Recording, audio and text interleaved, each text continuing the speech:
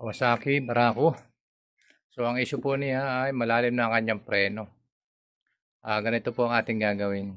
Ayaw pa po niyang bumili ng bago dahil kakabili lang niya. Hindi maganda yung kanyang nabili. Mabilis siyang maubos. Kaya gagawan po muna natin siya ng paraan. I-DIY natin. Ito po ang gagawin natin dyan. Kakalasin po natin itong kanyang panel.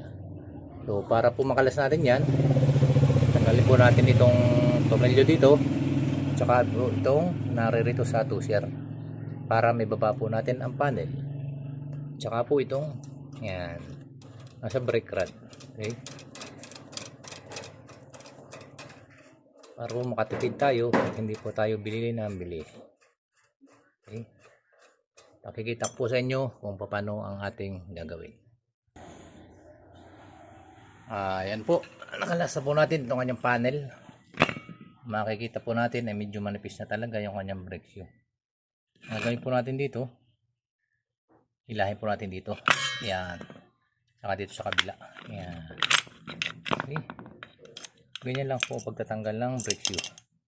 Tapos ito pong bilog, dalawa po ito, isang lapad at isang bilog. Ito pong bilog, yan po ang lalagyan natin ng kawad paikot. Sasalibutan po natin siya ng kawad na itong alambre na to. Okay, okay, yan. Kung makikita po ninyo ay nasaliputan ko na ng kawad. Okay, hindi ko na lang po pinakita sa inyo kung paano ko ginawa dahil napakahirap mag video, wala po tayong kasama. Basta po ganyan ang gagawin natin doon sa bilog. Ulit ko po, itong video ito ay ginawa ko para sa mga medyo kinakapos sa budget, pero kung po tayo noon ay may pambili ng bagong brake shoe, kaya magpalit na po tayo ng bago. Ito po ay para lamang sa mga nagdi-DIY at medyo kinakapos. Okay, sana po ay natutunan kayo sa aking video na ito at makatulong ito sa ating pang araw-araw na hanap buhay. Bali, kakabit na po natin.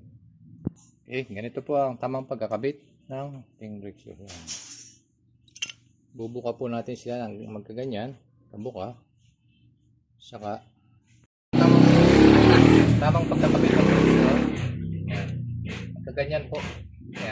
Yan, magkaganyan mga kamamba. Tapos sasalpak natin siya ng magkaganon. Sabay ipapantay natin yung brake shoe.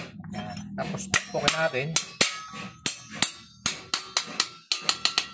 Ganyan lang po, simple pagkakabit ng brake shoe.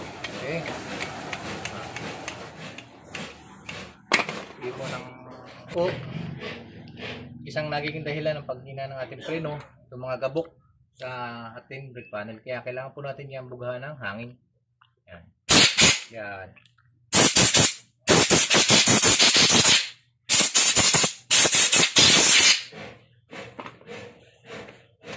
So, iwas po tayo, iwas natin yung ating muka. Yan, ito po yan sa naging dahilan kaya humihina ang ating preno. Okay, ikakabit na po natin siya sa kanyang gulong. Okay, okay, naikabit na po natin. Ngayon, susunod po natin gagawin, kailangan po natin adjust itong kanyang brake arm dahil medyo kumapos na po siya dito sa kanyang brake rod. Dahil kumapal yung kanyang brake shoe, ang kanyang lining. Okay, adjust po natin siya pababa ng konti at okay na po siya, goods na goods. Ganyan lang po ang ating gagawin kapag malalim na ang ating brake shoe o mahina ng kumreno. At isa pa rin pong tips kung paano natin malalaman na manipis na ang ating brake shoe. Pag preno po natin, hindi po siya bumabalik, pumapatsi po itong kanyang brake arm. Okay, hanggang sa susunod na video. Maraming salamat po sa panonood. God bless.